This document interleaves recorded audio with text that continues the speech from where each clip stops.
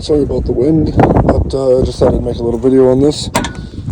Going to start cleaning out my 1985 Volkswagen Transporter, as I've just had it parked at a storage lot for a couple years, and I think this year we're going to try to get it going again and get it back on the road. So we're going to take some of this stuff to my storage unit and get this thing ready to go somewhere to get worked on. I'm going to show you guys one of the coolest things I like about this truck for loading and unloading.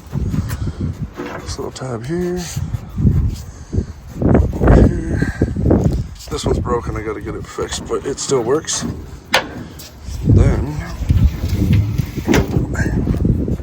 open the side up, and I can access all 9 feet of the bed from the side.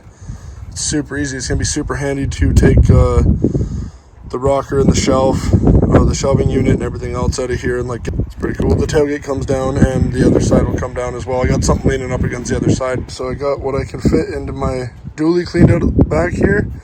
We're gonna have to come back for that GMC fender, those rims and the tire. Got my sign up proudly there.